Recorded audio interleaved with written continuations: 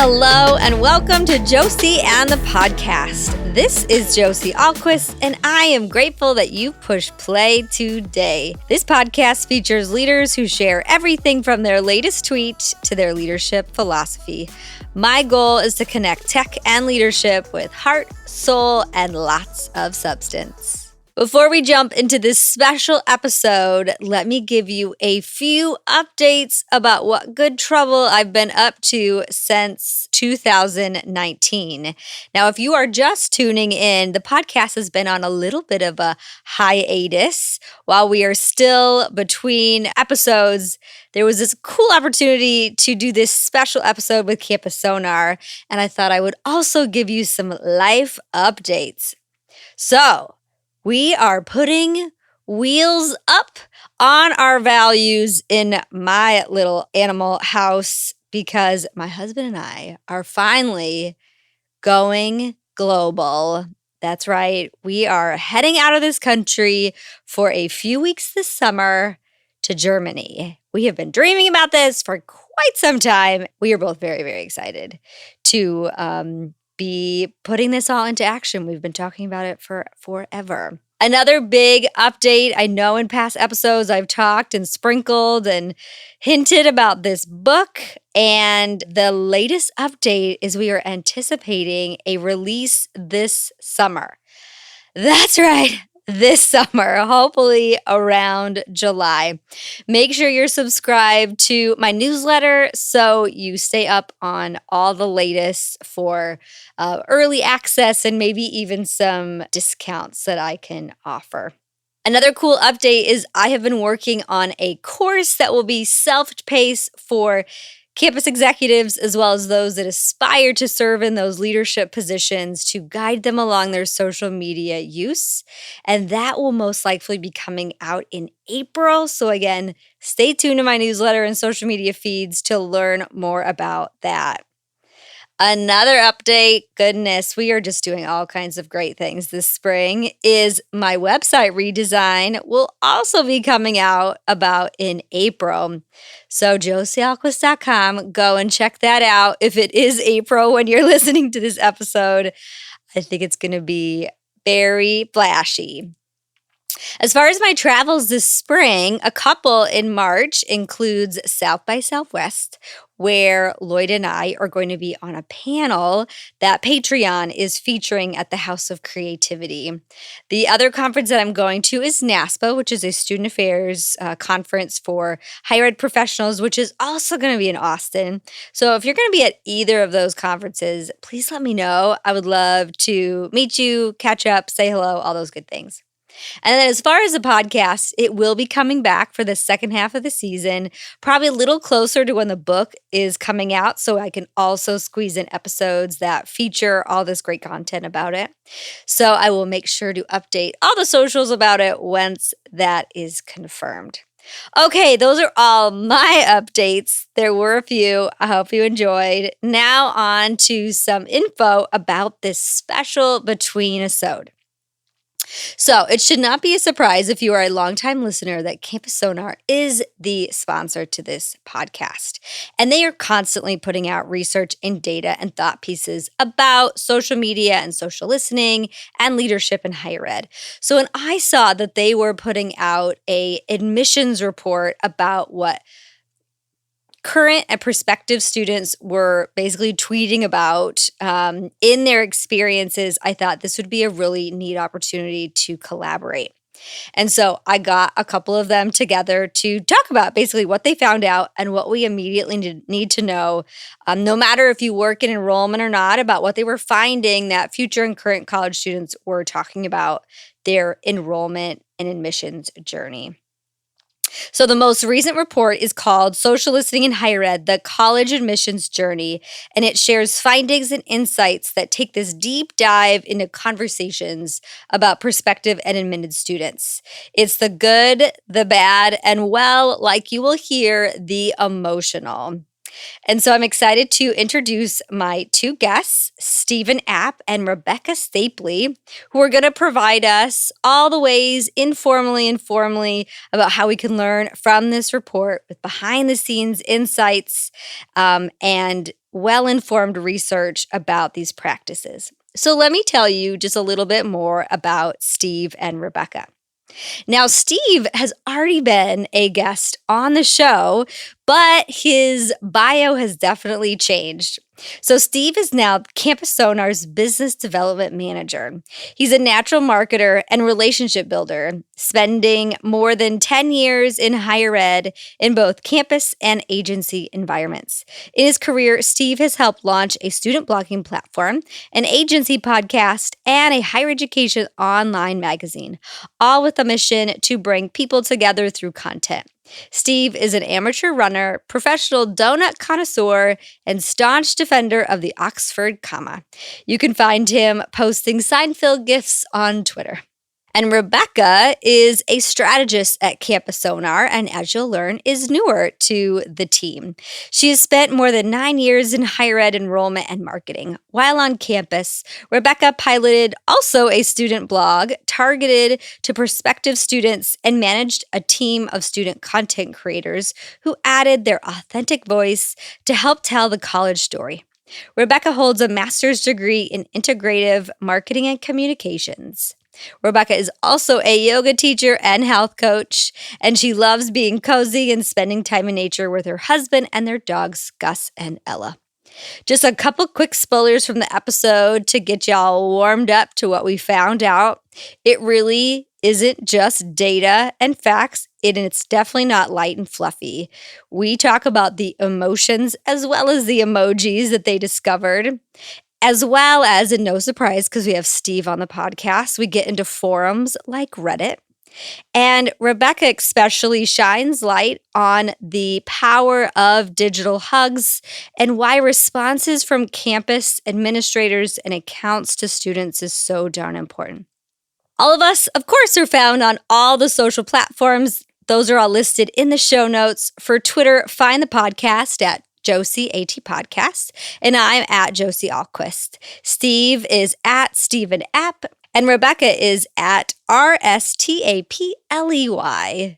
Everything we talk about, from resources, people, and posts, are all on my website, josieahlquist.com/podcast. Enjoy.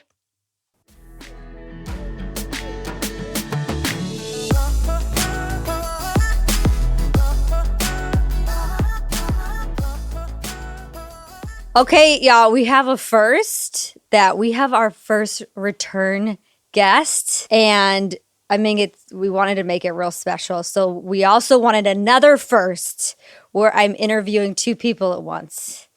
Blow your mind. It's going to be a really fun episode today. I'm excited to be joined by Steve and Rebecca, and we're going to learn more about them. And at the opening of the episode, you already heard their big old bios, so you're already super impressed and excited. Steve, what have you been up to since our episode? Obviously, you got swooned over to I don't know if you want to call it the dark side or the bright side, over to Campus Sonar. The Sonarian side. We'll call it the Sonarian side. You still love donuts. You're still running constantly. What else is going on? A lot of speaking lately, which has been a very new challenge for me. I had maybe done one, maybe two presentations a year, maybe for a class or a conference. And last year, I think, was about 10 conference talks, a couple guest lectures. And it's been a really very challenging endeavor, but I've really started to enjoy it. And now I think I'm a little bit addicted. So looking forward to more presentations, more opportunities to talk about some of the things that I love. And this is one of those things in 2020. So hopefully people aren't sick of hearing my voice yet. Oh, as you say that to a podcast host. Well, the speaker high definitely relates to probably those other two things you love running, the runner's high and probably the sugar high from donuts. Oh, there's absolutely a sugar high. So Rebecca, welcome to the show, and you are newer to the Campus Sonar family. What drew you to the team, and also doing my own little digging and scrolling and Well, y'all call it social listening, but I also refer to it as stalking. You're a yoga teacher and a health coach, so we probably should be friends. Yeah, what drew you to Campus Sonar? Well, first of all, yes, let's be friends. I'm all in. What drew me to Campus Sonar, it's interesting. I had seen Liz, the CEO, speak multiple times, like at case conferences and different places. And I was so impressed with her. And she actually sent me a message on LinkedIn, just dropping off this job description. And so at first, I'll be totally honest, what drew me in was this job description. I was reading it and kind of like paragraph by paragraph, just lighting up inside, thinking like, wow, that sounds like my dream job. And then, getting further on with the process and actually applying, what really drew me to the company was the people and the ability. It seems like the company really valued people as human beings, not just as worker bees. And there seemed to be this wonderful community and just feeling of, we have work-life balance and we truly do care about you beyond your job description. And that was just really, I think, the thing that drew me in. And as I got to meet everyone, that's what sold it for me, is like, these are wonderful people. This is a great team that I would love to be a part of. Awesome. Well, I know listeners can't see this, but you really are glowing. And not just because of the twinkle lights in the back of your office where you're recording, which are pretty great too.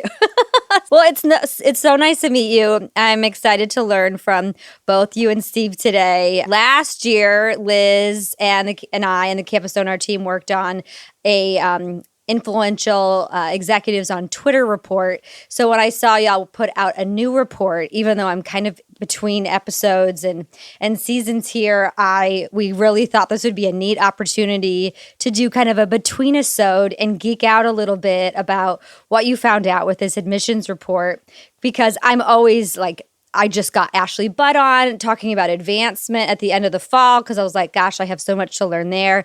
And I think enrollment too, trying to learn lots and lots from that niche in the field. Again, I'm really excited to be chatting about it. But before, I want to include a couple questions that I always ask all my guests to warm us up, because us as people in these professional roles, we are still real human beings, right? And Rebecca, as you shared, that's what you loved about Campus Sonar, is you're really seen as a human in this relational team. So if you have to cheat, you can, but look on your favorite social media platform.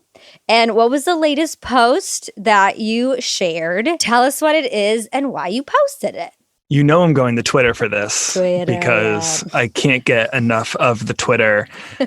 I'll tell you that the last post I had was actually a promotional post, which I don't do a whole heck of a lot of, but it was for the Case SMC conference coming up in April, which you just mentioned Ashley Budd. She is my co-chair on that conference.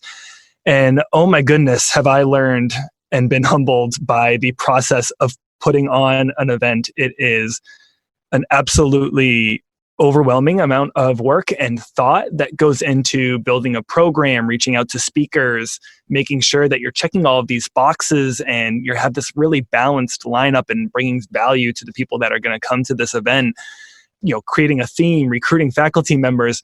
It's been so much work, and now we're finally at this stage where we are putting together the final pieces of the program. We've released now the schedule.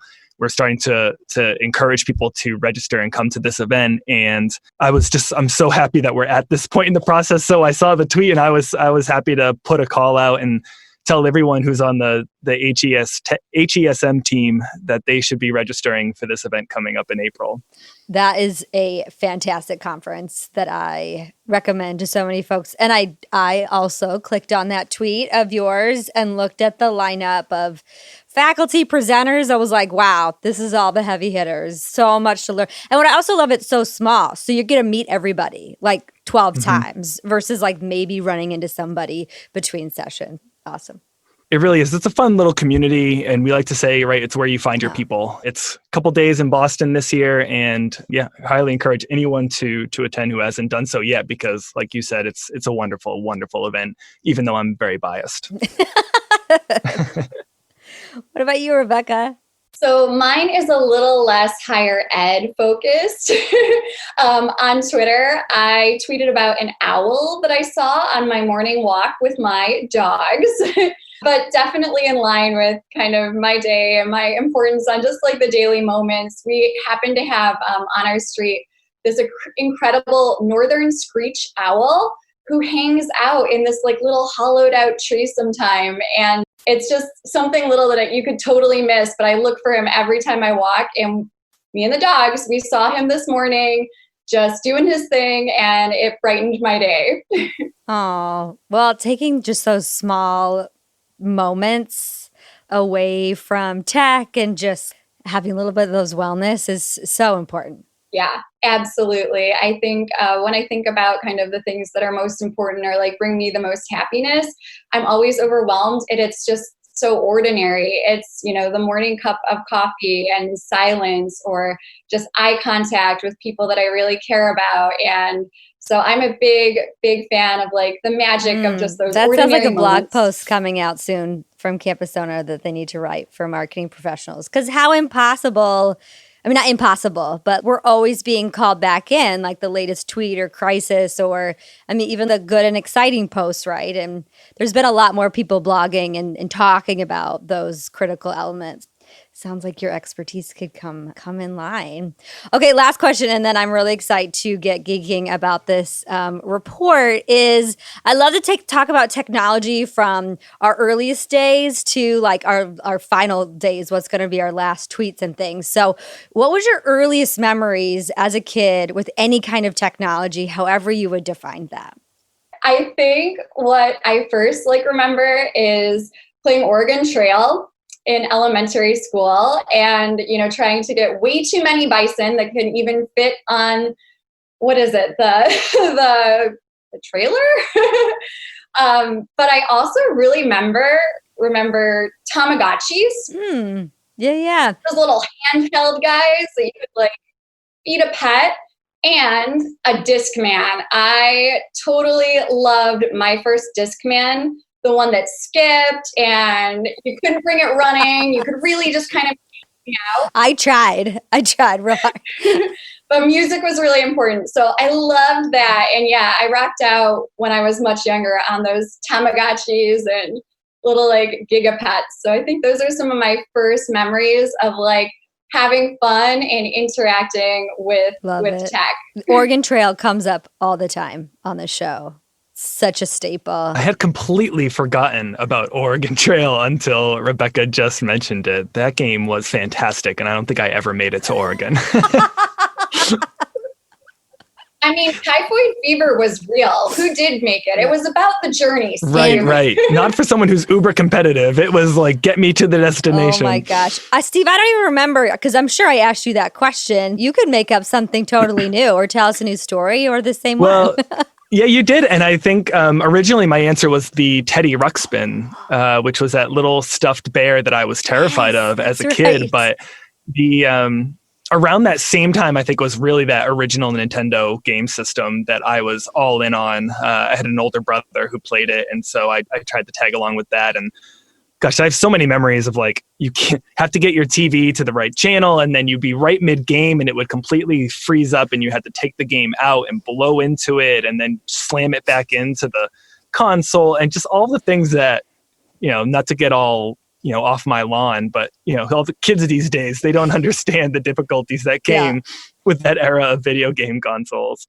Blowing the cartridge. Yes. That was a technical thing. That was a very real thing. That was a skill. That was a life skill. Yeah. Love it. All these skills we learn, like troubleshooting and patience and resiliency that we had to move through. Oh my gosh. Good stuff. Okay, so let's start to unpack this admissions report. We're going to link it on the website. I'm sure we'll be tweeting it out like crazy. It's completely free and so easy to digest digitally if you print it out old school, whatever you need to do. But hopefully, especially if you haven't even heard of social listening or read the report, we're going to give you the highlights and exactly what you need to know right in this conversation. I would love to know, because there's so many different directions each of you could go. One day, Steve, you're geeking out about Reddit. So it could have been about Reddit. Why is it that you chose to dig into studying students' online conversations, specifically in the admission process? So it's actually an interesting story because we kind of backed into this a little bit. The original intent for this was actually to use as a sales tool, honestly enough, for Campus Sonar. I was at lunch one day at a conference and saw a colleague from another organization showing someone a demo of their product. And I thought, oh man, I wish Campus Sonar had a demo. And that was actually the impetus for this, was me saying to our research team, could we just look at a sample of conversation that is not school specific so that I could just use that as essentially a replacement for a demo of what social listening is? I think so many people, they know what it is theoretically, they're not quite sure what it looks like. And so my purpose was very selfish, which was I just need a dashboard that I can show somebody, that I can pull up immediately and show them this is what social listening looks like. Where this kind of led was, once we saw the dashboards and we saw the data that we were pulling in, I think, we're really proud of one of our key brand values at Campus Sonar, which is this idea that we share. We are sharers. If we have value, we want to get that out into the industry and help out all of our colleagues and honestly our friends. And so once we saw this data and got our eyes on the data, I think everybody realized pretty quickly that we couldn't just keep this for our own benefit and use it in those limited use cases. We need to figure out a way to give this to the masses and help our campus friends really just have this as a resource. Great. Tell us a little bit about the methodology, in case we've got maybe faculty listening in, and of course trying to keep it accessible so folks might understand, because you were specifically looking at students throughout the journey from Prospective, admitted. Yeah. So maybe give us a little bit of deets of who, how, what platform that you used to be able to analyze, what platforms you looked at, and what they were talking about. So originally, there was a pretty basic question here, which was, what does the conversation look like about college admissions? And I think we realized pretty quickly that was way too broad of a research question. It was kind of around the time that the Varsity Blues scandal was going on. We were pulling in a lot of conversations that we weren't intending to. So we really had to narrow down the question. What we were really trying to get at was, what do prospective and admitted college students think about the college admissions journey? And when we thought about it that way, that really helped us narrow down both the scope of our social listening queries, which are essentially the instructions we're giving to the software to pull back the right conversations, and just where we were looking for conversations. So we weren't necessarily thinking about blog posts and news articles, but we were really looking to see, what do these students publish on their social platforms? What do they publish on internet forums, which we know are becoming a bigger piece of the puzzle here in terms of where these students go to have these conversations. And that also helped us write the instructions, because we were able to think about, well, what kind of language do these students use when they're talking about college admissions? We really wanted to focus on the subject matter and not necessarily schools in particular. Some schools are really easy to pop up in conversation because maybe they share a name of the state that they're in, or the city that they're in, or the town that they're in. But some schools don't, right? They have nothing to do with geography at all. They may not necessarily have college or university in their name. And so we knew if we tried to focus this on words like college, universities, we were going to pull in some schools and not others. So we really tried to just focus on language like I want to, I intend to, I'm visiting, I'm touring, and just really trying to capture those keywords and key phrases that we know from previous social listening experience that prospective and admitted students use when they're either thinking about colleges to apply to, or they're trying to make that decision if they've been accepted to multiple schools. Really, what is the language they try to use when they're deciding between schools? And that's how we tried to structure our social listening queries to make sure we were pulling in those conversations. So I think there's a lot more out there that we probably didn't pull in, but that said, we still pulled in, I think it's 124,000 conversations over 3 years. So there's quite a data set to work with, even with that those restrictions that we put on the query. And this was Twitter, Instagram, and forums, and we're talking about your favorite thing ever, right? It's just Reddit. Or is there other forums? Yeah, it's Reddit. It's Quora. It's College Confidential.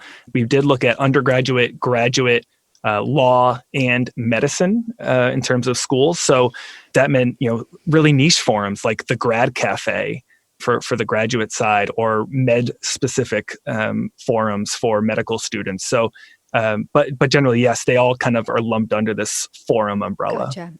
And what I like about the report, there's these nerd note pop-outs that then give definitions, or so you use the tool Brandwatch, right? So whenever you would mention something like that or about geography, it gives you right in that moment when you're like, wait, I think I'm lost. Oh, nope, there they are to help explain some of the technical queries that people might have about it as far as language goes. Anything else that we should know, methods of the study, how you ran it, before then we start to dig into what you found out? Are you able to find out all of this overnight quickly? What does it take in a tool like Brandwatch? I know you're able to segment things based upon areas of the country, hashtags you use.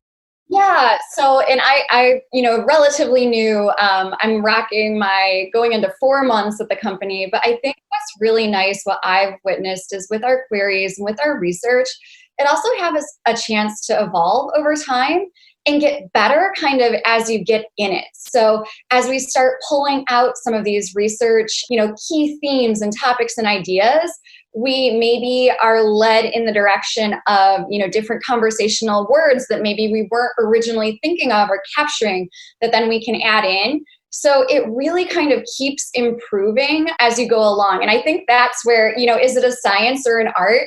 I think it's both. And I truly think that our research team are artists in the way that they can adapt with the tools and the data to really capture, an all-encompassing view into the research that they're getting to. Art and a science. I really appreciate that. The Campus Sonar team continues to grow. I can't keep track of it, but I mean, every new person I meet, I'm like, yep, you're amazing. Who were the main researchers for this project that we can give a little bit of credit to? So our primary analyst on this was Reed Scherer. He joined Campus Sonar in the, I guess, late spring, we'll call it. And this was a project that I know he geeked out over, was just really excited to dig into in terms of the queries that would pull in the right conversations. But I think even more so, there's an awful lot of data cleaning that goes into this process in terms of filtering out irrelevant conversations that maybe get pulled in that aren't actually about the process. And then, of course, building the research outline, figuring out how exactly he wants to categorize this. One example I can think of that I was really excited about was Reed did a wonderful job of pulling out student athletes from just students, because they essentially operate within a completely different environment when it comes to the college admissions journey.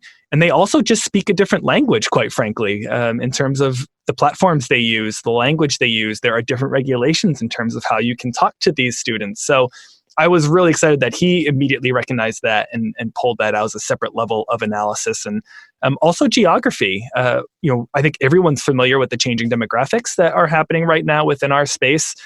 Reed picked up on that as well and started noticing that he was seeing similar pockets of conversation. So sure, we're looking at conversations that are across the country, English-speaking conversations, but Reed was able to do some geotag segmentation to figure out where the conversations were really being driven by, because it's not equal across the country. There were heavy pockets in states like Texas or California. And that was a really interesting insight to gain from this research. So that was really all coming from the brain of Reed, who's also fairly new to the team. We, like you mentioned, we are a really growing team, a quickly growing team. So I'm still blown away by the fact that he was able to think through it as quickly and effectively as he was. Wow, shout out to Reed. And also brings back the note of an art and science of the process, not knowing that you are going to have this finding about athletes. When I saw that at the end of the report, I was like, oh gosh, this makes so much sense. Every campus I go to speak to, when I'm doing my own very piecemeal social listening, athletes are always coming up as those top posts on Twitter or Instagram are like really influencing things. And I've also taught a number of high profile athletes at Florida State where I teach, and they've been mentored and media managed since 7th graders. It's also, I guess, like no surprise, right? They'd have these strong presence and influences and really, really interesting stuff there. To start to unpack your main research question, what the heck are students actually saying? What are they saying? We'll start there. Oh, so there's so many directions we could go in. I think one thing to note is I think we all know, anyone who works in college admissions knows this, but there is a really high amount of anxiety in this process, and students are not shy about sharing that anxiety. We saw this really very much in the prospective area of the journey. So one of the amazing things we were able to do in this study was separate conversation that we deem to be from a prospective student, someone who is thinking about applying to a school or has applied but hasn't received a decision yet.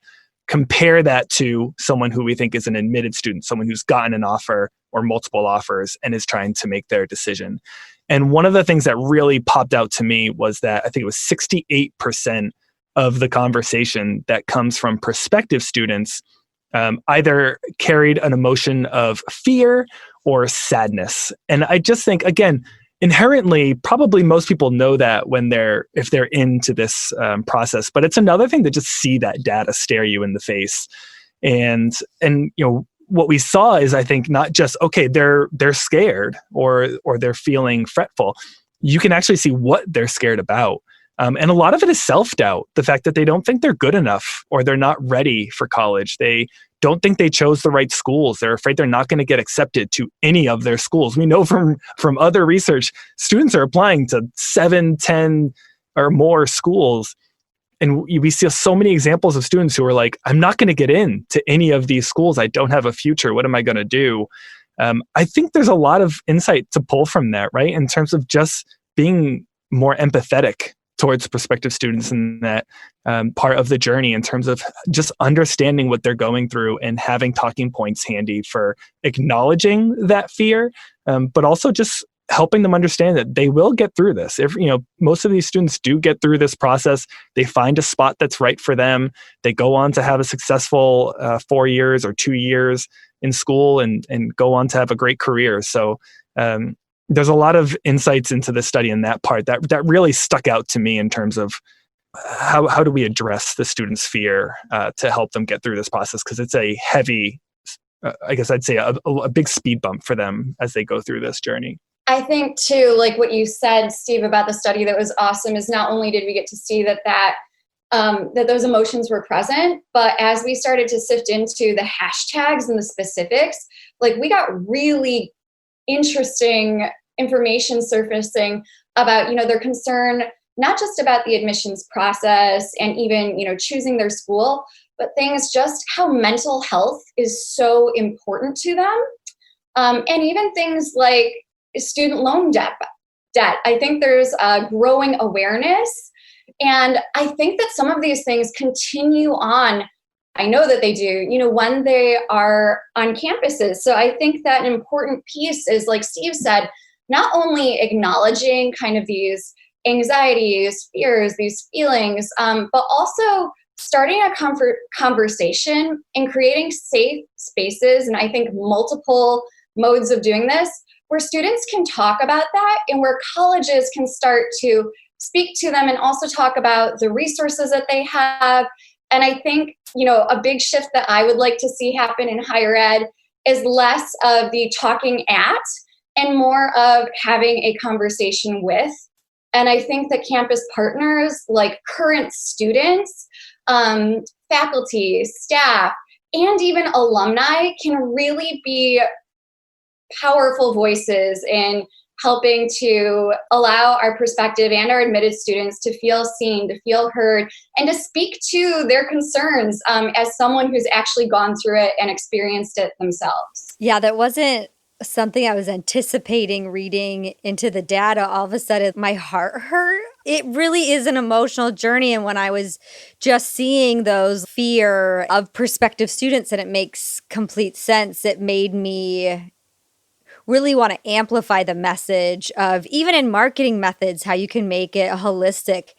Yes, it's recruiting students to come to your campus, but how can you maybe relieve just a small slice of their anxiety because you've got these channels that have so much followership? So, and I try to spread that message anywhere, like being a little bit holistic, knowing where these students are and how we can serve them. And so it's another interesting piece about seeing already these elements of mental health, and financial aid was another big component, mentioning about following hashtags. So This wasn't just like some light and fluffy stuff, okay? Right, which is exactly what I love, right? No, it definitely wasn't, but to Rebecca's point about talking to these students and not just talking at them, I think one of the scarier sides of this, not to go too far down this path of it, but these students place a lot of trust in what a peer says. This is one of the things that we notice when we're seeing this large increase in conversations taking place on forums. And a lot of these forums are anonymous. You don't necessarily know who the person is that you're talking to, but the general assumption here that students have is that the person that they're talking to is like them, right? They are someone who is going through the same experience or recently went through the same experience. And generally, as a society, we put a lot of trust into peers. And there's a positive side to that, right? Which is that if you're treating your students well, if they're having a good experience, and then they're chiming in on these conversations, they're going to advocate for your school. But the dangerous side of this is also that there's a real risk of misinformation taking place on these forums. Because when someone does ask a question about student loans or financial aid, that's a very technical answer that they need. And they're almost certainly not going to get the right or most accurate information from just another forum user who maybe is going through the same process with very different circumstances.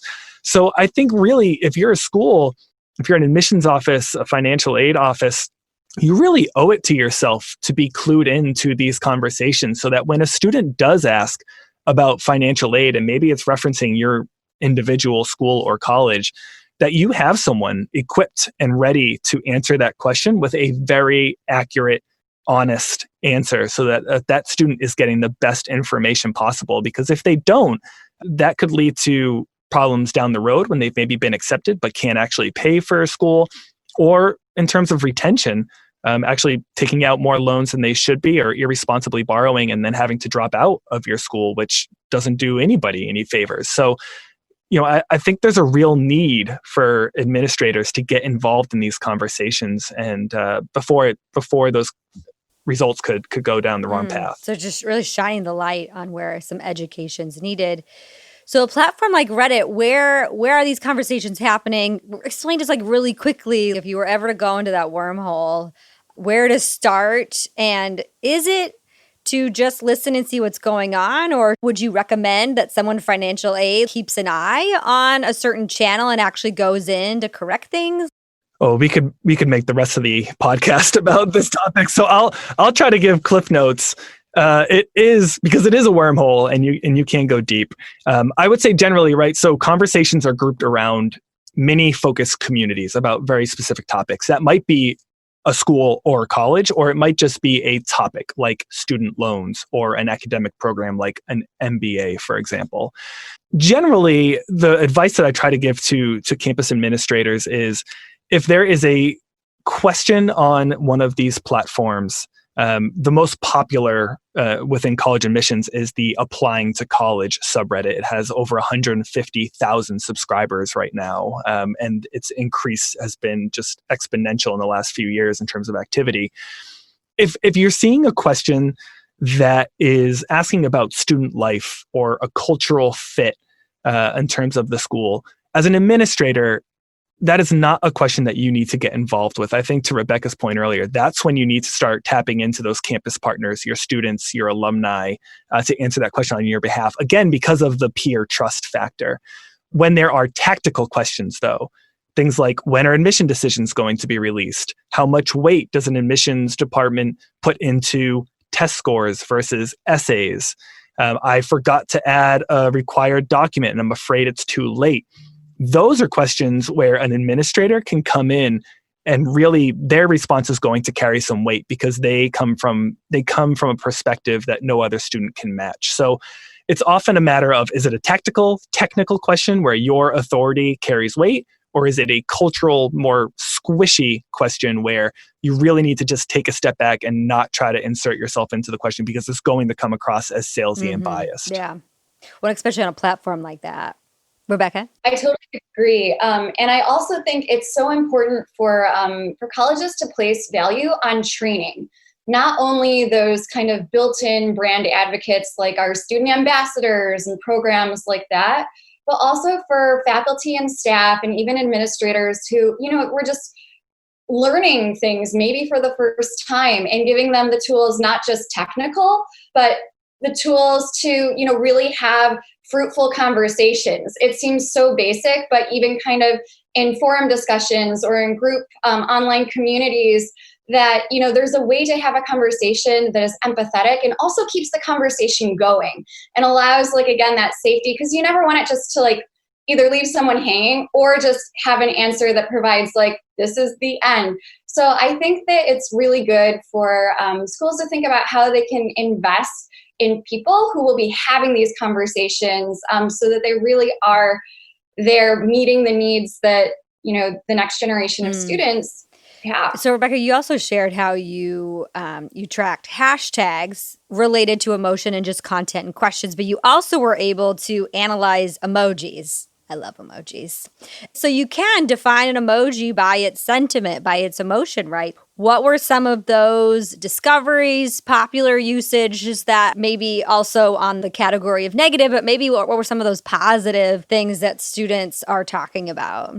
So some of the positive things that they're talking about are things like motivation, excitement, really so excited to, start this next chapter of their life. And it's such a big milestone. So to be able to publicly announce that. With the top emojis, we've got, the tears of joy is a top one, heart eye emoji, which is one of my personal faves.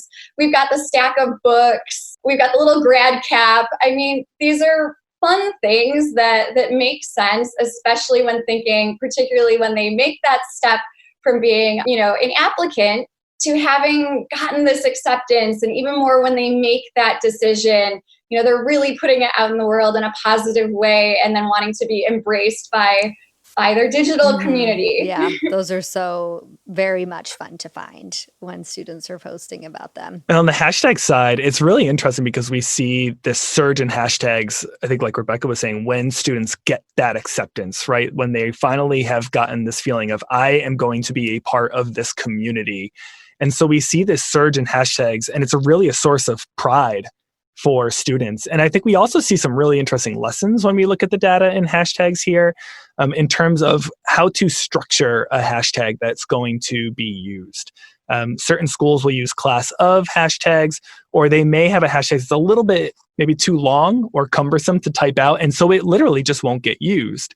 The ones that really rose to the top in this study were ones that were really easy to remember and easy to type out.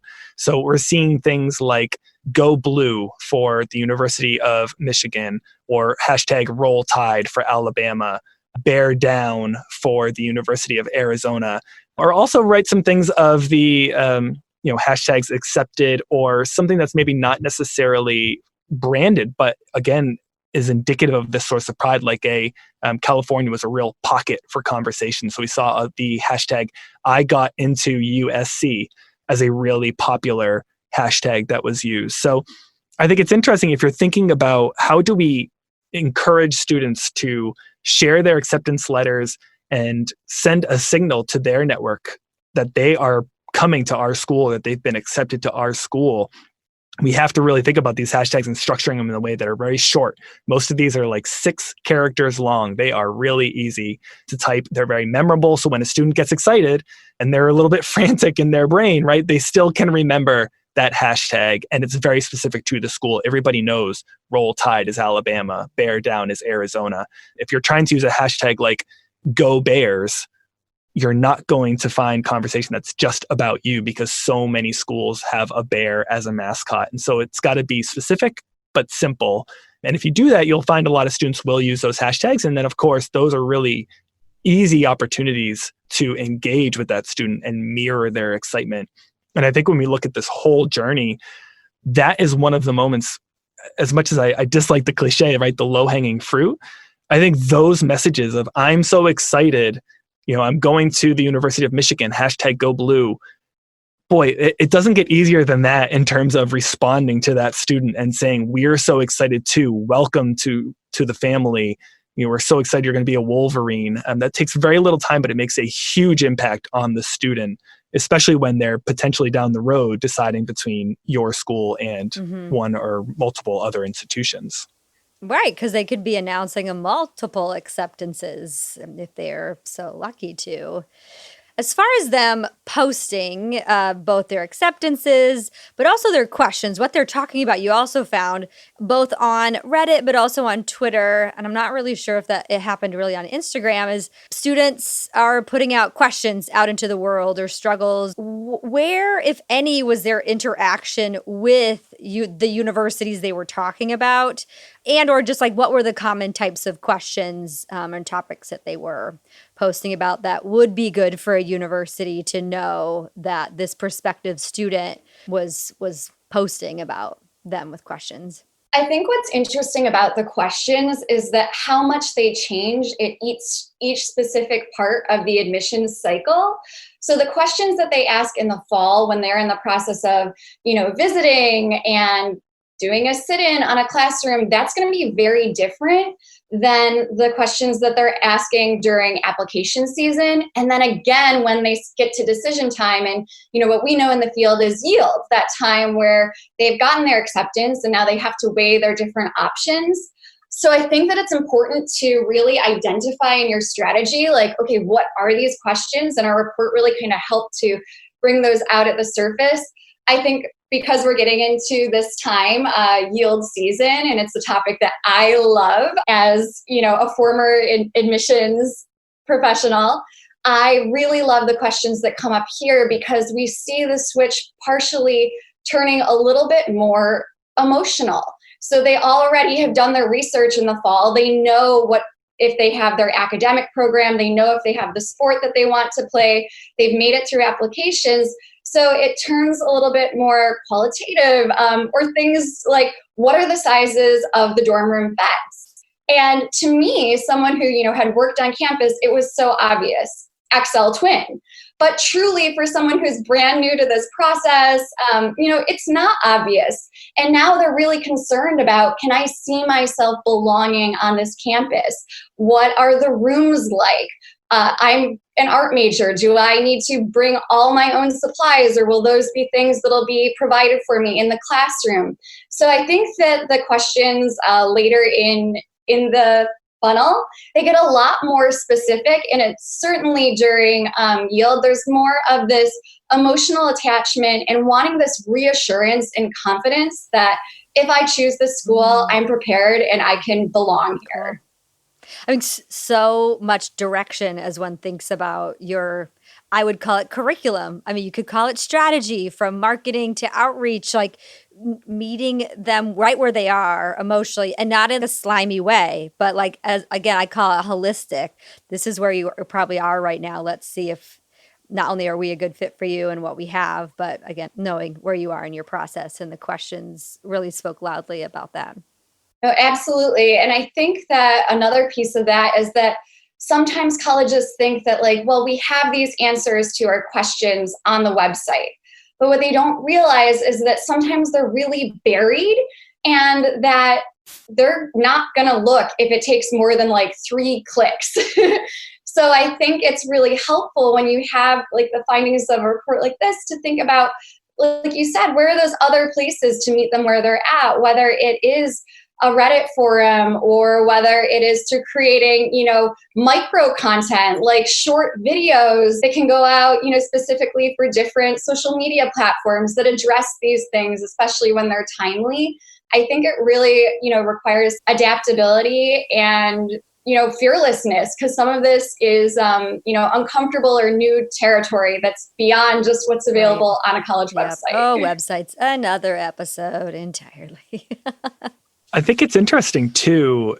You mentioned at the very start of this podcast, Josie, you said social listening. I like to call it stalking. And I think that's a really interesting comment, right? Because a lot of times I think college administrators, they see these questions and they're afraid to respond to them, even when they are very specific and tactical, like Rebecca was talking about later in the process, because they do feel like to them that is creepy, or a little bit of we're going into the stalking territory, and they think that that's uncomfortable, and so the student will feel uncomfortable, and that could backfire on the school. But I think it's important to remember that with this younger generation, this is a generation that has grown up very comfortable with trading their privacy, their data for information, value, convenience.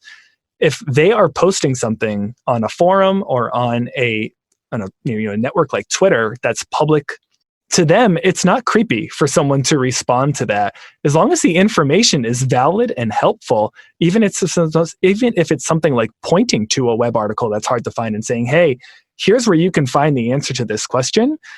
Those students don't see that as creepy. They welcome that if it's helpful. If it's slimy and someone trying to just get them to come into a school that's not a right fit for them, because they're not mentioned in the conversation, but they're trying to inject themselves in that conversation, that is creepy and weird. But if there's a very specific question and you have the answer to it, you should absolutely feel empowered to respond to that, because the students will welcome that, even if your perspective is that it might be creepy. I'm so glad you brought that up, especially for maybe some more executives that are listening. It's the questions that you can solve, obviously, and you're not saying, oh, well, no, I can totally get you that financial aid package, right? It's more of just like, I know this information, or I can connect you with the director of residence life. Or Teresa Riley was a great example. Her social listening stalking was more of her current students, right? Every morning she'd log on and see what the conversation was and what interactions and celebrations or problem solving she could jump in to do. So I think it's another interesting audience to consider is your prospective and newly admitted students. So I guess the question is, though, when a student tweets something, are they posting it just to kind of like, this is where I am right now? Do they expect a response? Are they tagging universities, and are those universities replying? Like how sometimes you're just, I'm frustrated, or that yoga class was amazing, but I don't expect the yoga class to actually reply to me, right? Like from the questions, what can we glean and what we do need to act on? I'll take a crack at that, only because I did sit in the seat behind and managing our official accounts when I was, working on campus. And I think it depends. I mean, they're putting out a lot of content publicly on social media, and absolutely they are tagging colleges, particularly when they want a response. And then sometimes it's then again knowing and kind of making that call, which can be hard about, is it creepy if I respond to this, or is it showing support, and is it, they want this, they want to feel connected. That's why they're posting about that.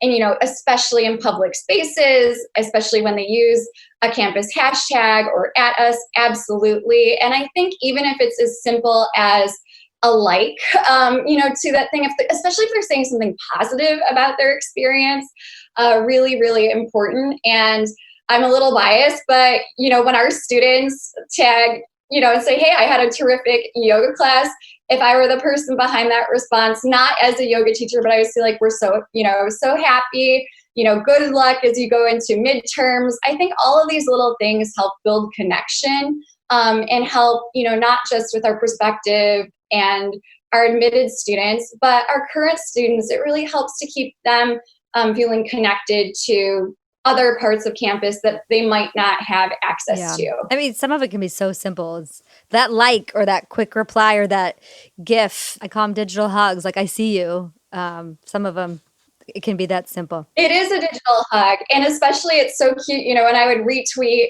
a student's comment or content, they get so excited. And then I'd see them go on and their personal, Instagram or something and say, oh my goodness, I'm famous. The college retweeted me.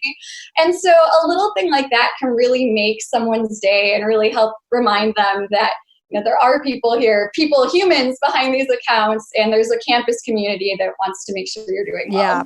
And if a president does that, it's twice as much. I mean, obviously, if the president has solid rapport. It is, especially on the undergraduate side of things, it's a very emotional process for them. And I think as administrators, it's a really scary thing sometimes when your entire profession and your entire career is based on the decision-making of a 18-year-old.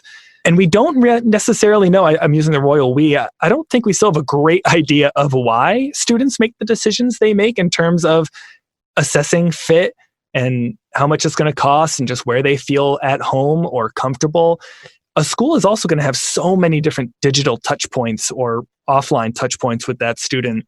I think the more that you can, it's almost like playing the lottery, the more opportunities you can take advantage of to create a digital touch point or interaction with a student, the more you enhance your likelihood of getting that student to pick your campus and feel heard and feel connected with you. You may have 50 touch points with a student. You don't know which one is going to just be that tipping point that makes that student say, you know what, this is where I feel at home. This is where I want to spend my next 2 to 4 years. But the more interactions you can create, the more you can increase your odds. I love that, Steve. Yeah, it's so, so true. And I want to expand on that a little further in a way that, might be something that not everyone wants to talk about. But I think it's bringing an awareness that beyond the digital touch points of marketing and communications teams and enrollment teams, there are so many just touch points happening, whether it's from IT, telling them how to set up their login accounts, whether it is housing, helping them access what they need to, choose their rooms and, specify a roommate. And all of those pieces are communications, and they do represent the college and how our students, prospective and current, are forming their opinions about the experience and about the institution, and they're important. And they're the ones that I think sometimes get hidden in the blind spot. But as we're seeing these conversations emerge, we know that these things too are important. So, Steve, you had this idea. You just wanted a little pocket of data so you could use, to help do your job. And of course, like you open, just like Reddit, it becomes a wormhole. Is there anything else from this report that maybe this is the only time folks are going to hear some of these findings and then maybe get the report on the website or check it out later? But what else do you really want folks to know from some discoveries that you had? I think one of the most important pieces to take away from this study is that there are so many more hidden voices. So if you have one person, one prospective student or admitted student who has the courage to raise their hand, ask this question, and put their voice out there, there are a silent army of students in the background who are anxiously awaiting the response and who have that same question in their head. So even if it seems like the online conversation is small, behind everyone, there are so many more students that really will benefit from this information and who care deeply about these topics and are waiting to have their voices be heard and their questions spoken to. That visual is just so powerful too, right? Like the one person even in class that happens to raise their hand, and the same thing with Twitter. And I think not only continuing to validate what goes out on the internet is legit and needs to be paid attention to. Like you wouldn't ignore someone that comes into your office and has a question. Same thing with Twitter or a DM that you get. And I think we're as a field and as leaders, we're negotiating what our terms and conditions are for that. But seeing, I think, this kind of report and these findings to see, for me, it's like the emotion and the mental health tied back to it. Working in education, that should just validate it so darn much as real people, right? Making huge decisions about where they're going to go to college. I guess one thing that we really haven't acknowledged either, though, and maybe was a precipice of why you took this on or the work that you do, is there's also a ton of anxiety and stress for admission professionals right now, for universities to get the right students, not only to come and to stay. And so we're all kind of at this precipice. So having a resource like this to just give that extra insight that doesn't take another survey that you send out. Having this powerful tool, social listening, I totally get it's not stalking. It's just what I do when I'm curious on my lonesome. I really, really appreciate having something like this. We don't have to wait for some academic journal for it to come out. And it's through a really legit tool through, thousands of posts. I think what you were just bringing up, Josie, like I love the reports that we see each year that are released from other agencies within this space that are based on surveys. But I think one thing that's really important to remember is that these are often surveys that are being completed after the fact or towards the end of a certain process. And it's also data that is self-reported by a student. And I think we all see ourselves in a certain kind of light and want to project that onto others. One of the really valuable pieces of this research is that this is very authentic. This is data that is coming from students in the moment at their best or maybe at their worst. There is no time to decompress and then share what they felt like they were feeling at the moment. This is data that we are seeing that is their natural, real world expression of their emotions. And I think there's a lot of real value that comes from looking at those native posts and not necessarily self-reported answers after the fact. Absolutely. And I think that using this report is just kind of a good reminder that we all have social listening at our fingertips, just like you, Josie, just like getting in there. And I am just as much, you call it stalking, I call it lurking. But I learned so much. I mean, even just from doing a geotag around your campus and seeing what's coming up on Instagram, what your students are posting.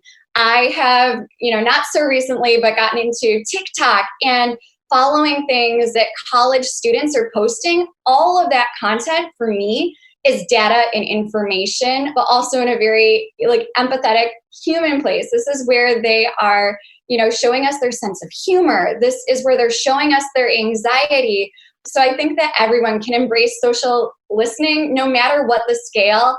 And it's really nice to have, certain trail markers like this report to help guide you and maybe where you focus your attention. In addition to the Campus Sonar blog and the newsletter and this report and all the other amazing things y'all put out, what other resources, books, podcasts that may not have anything to do with social listening that you might recommend for folks to check out? And I can include all these on the website. I think if we're talking about college admissions, and I'm sure this has been brought up before, but Paul Tuff's recent book, The Years That Matter Most, is, my goodness, just one of the best books that I have ever read, especially on this topic. He does such a wonderful job of transitioning between big picture, big data, the full landscape to very individual stories that bring that data to life. It should honestly be required reading for anyone who is an admissions counselor or works in admissions in higher education. It's that good, and it's not a dry read. It's a book that really sucks you in and compels you to keep going. So something that I would absolutely highly recommend. I think for me, I'm going to take it in a different direction. I love podcasts. And I also like now kind of short form podcasts.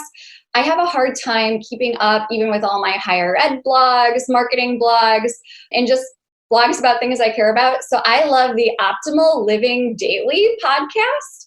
They also have Optimal Finance Daily. And what's amazing is they have the best blogs from around the internet with permission, things about productivity, minimalism, another thing I'm passionate about. And I just love it. It's my happy place to put in my headphones and just for, 5 or 10 minutes hear a narrated blog post about something that's I'll learn something and it makes me feel more productive already just doing that. So that's one of my favorites lately. I know sometimes when you start to realize how backlogged your podcast feed is, it feels like my DVR from the past, which I was so relieved to not have. And I'm like, wait, I recreated another DVR for myself. But oh, it's totally true. And I'm like, that one's got to go. Got to make good choices. Well, how about the two of you? Where can folks find you to connect? Where are you the most active online, and email or address? People show up at your door. No, just So for me, I do have public Twitter, so you can find me at @rstapley. I also have my own personal blog. You can find me there if you really want to hear me talk about more yoga and wellness. That's at honeyandthistle.com. I'm always excited to connect and on any platform, and especially love connecting on Twitter with other higher ed professionals. And I'm pretty much at Stephen App on every platform there is. Twitter is definitely my jam. That is where you'll find me probably posting too often. But certainly on LinkedIn, you can find me at Stephen App as well. And if you care to look mostly at stories of my kids or running activity, you can find me on Instagram or Strava, which is also both at Stephen App. All right. We'll make sure to link all those on the website. Last two questions I always end every interview with is social and technology. We started out talking about the technology from our early days with Oregon Trail. And then, of course, we end with thinking about what the heck is the reasons why we're on these platforms, what impact we want to have today and tomorrow. If you knew that your next tweet or Instagram post or blog post was going to be your last, what would you hope it would be about? This is such a heavy question. Sorry. So many emotions in this episode. It is. So many. Speaking of emotions, we've talked so much about emotions today. This is causing me anxiety. I think honestly, I would want it to be a post of gratitude. I just love the power of social media. I have met so many people in this industry and other industries. I consider people I've never actually met to be friends, which I think some people think is so strange. And I just think now is so natural. I'm really grateful to the role that social media has played in my life and in my career, especially. So I think I would hope that my post was, if I knew it was going to be my last one, I think it would be a thank you sign off. I was thinking the same thing. I mean, gratitude is really important to me. And I think, if that were going to be my last, it would be about gratitude. And I think in terms of like that lasting impact through social media, I just would like it also to be a permission slip for people to also be human on social media and realize that, yes, while there's certain highlight reels and things going on, that, connection can happen in those moments where we share our vulnerabilities and we share our voice, even though it's scary, so that people, just have permission to be themselves and then be able to connect through that voice in this digital world. What a relief there. So last question. So for now, you're on different platforms. You're doing great things. When we think about our intended impact and hopeful purpose, if you answer the question, what is your why for leading online, for why that you log on? My reason for being online is one of my values, which is connection. So it's going to sound a little yoga teachery. The word yoga literally means union, to connect. But I think that purpose for me is to connect both with myself, my emotions, my ideas, this understanding that I have a voice and my voice matters.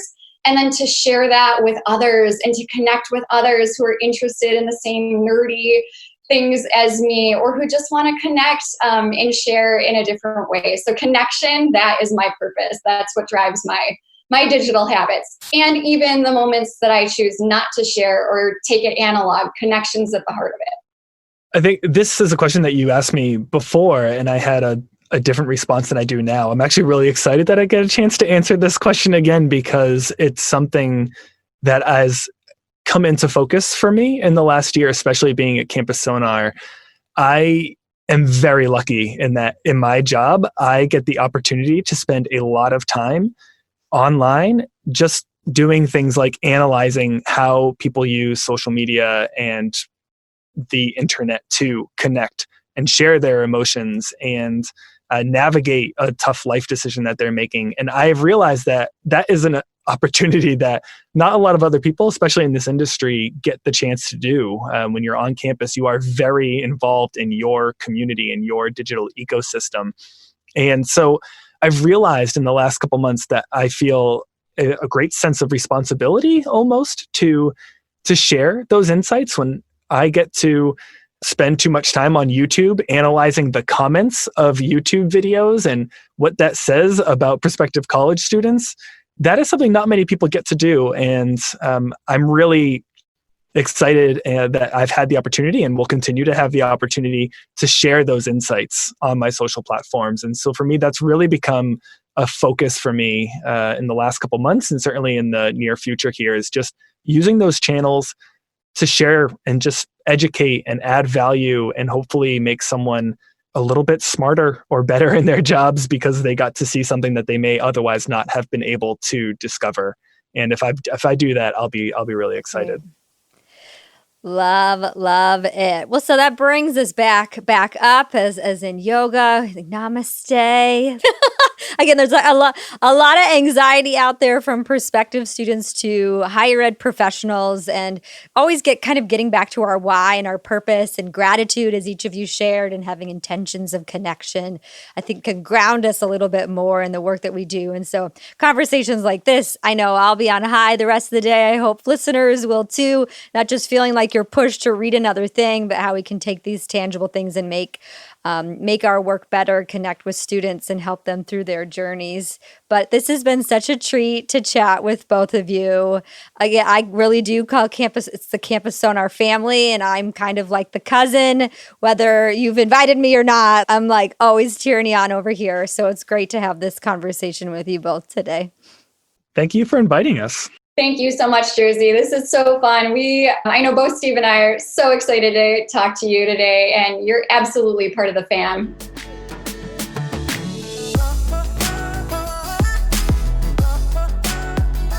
I sure do love me some data, but when you can actually talk not just about the numbers on the paper, but the meaning to that data that is amplified with real people. Like Steve said, this is authentic. This is data that is coming straight from students at their best and at their worst. And that is really the crux for researchers, scholars, academics, and practitioners, is making meaning of data and then putting it into action. And again, grab this report so you can understand and nerd out, but also see the practical pointers for where to go from here. As I shared at the very beginning, this report was not light or fluffy. It was emotional.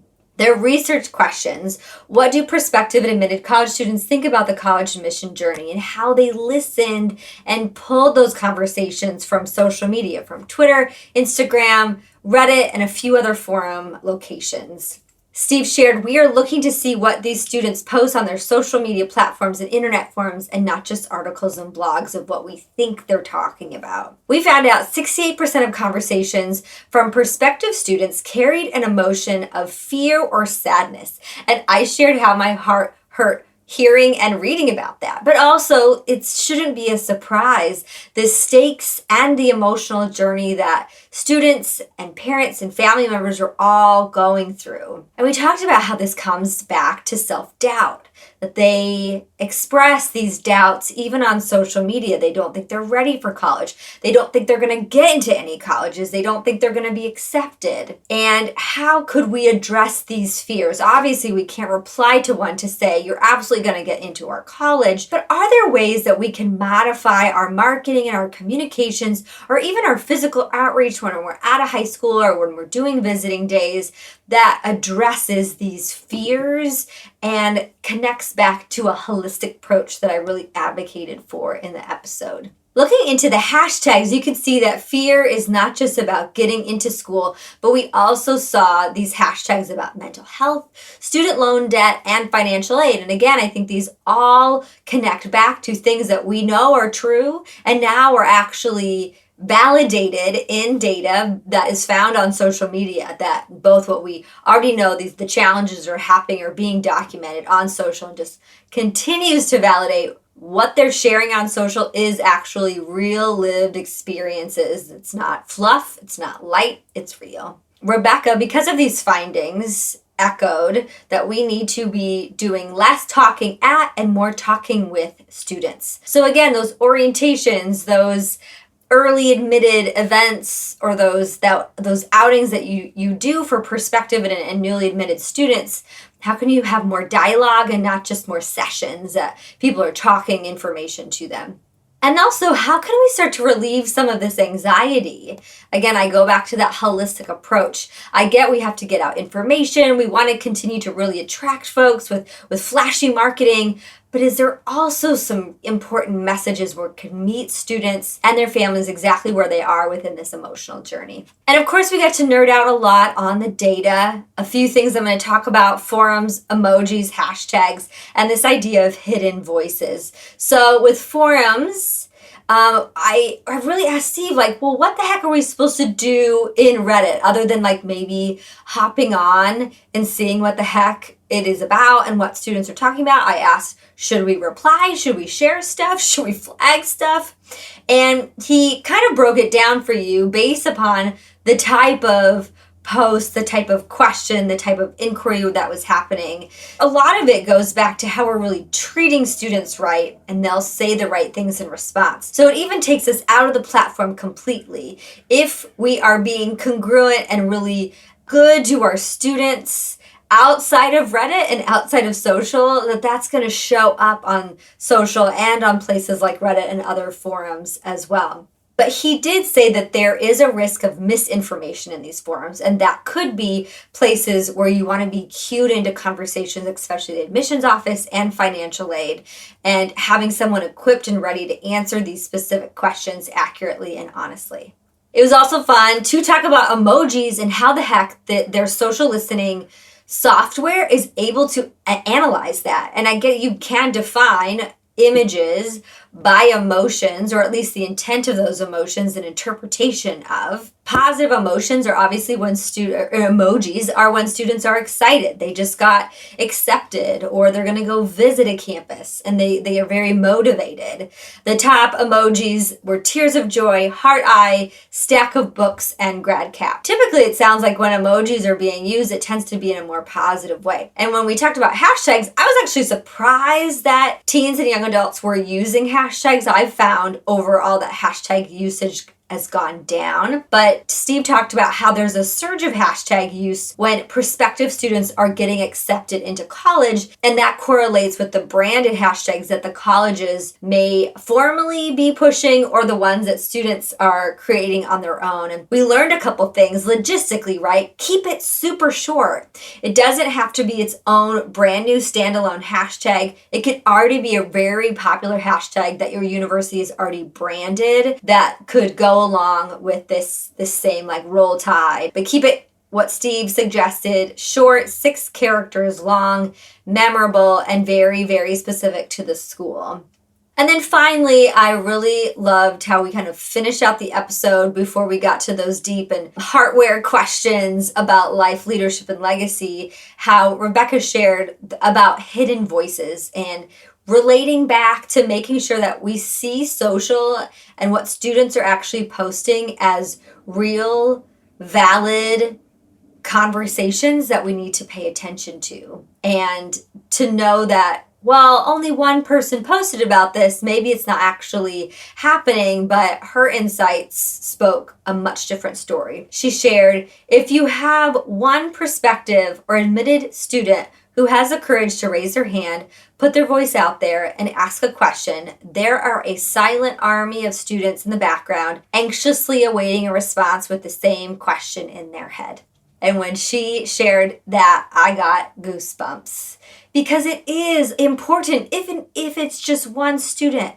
And not knowing exactly how many students are waiting in the wings, if that army really is there. Because even answering that one question on social can be scalable, that then so many other prospective and recently admitted students could see that.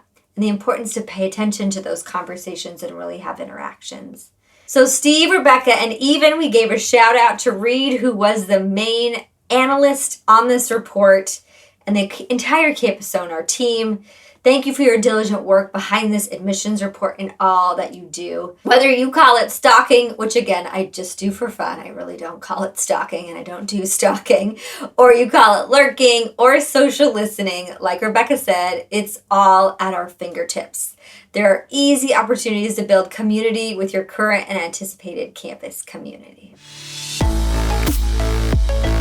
Please subscribe to the podcast so you don't miss a single future episode, and share it widely with your colleagues, friends. Well, you never know. You could even share it with your family. Join the conversation online by tweeting at me at Josie Ahlquist, and the pod is at Josie AT Podcast. And remember, those show notes, you find them on my website, josieahlquist.com/podcast. If you enjoyed this episode, please consider leaving a review on iTunes or any other podcasting platform that you use. That really helps folks find the show and lets me know that I am on the right track. If you're interested in learning more about me and my speaking and consulting work on digital engagement and leadership, or my research and publishing, you can check me out at josieahlquist.com. Thank you again to our podcast sponsor, Campus Sonar. Make sure to check them out at campussonar.com. I'm sending digital hugs, loves, and waves to whatever corner of the world you're listening in from. This has been Josie and the Podcast.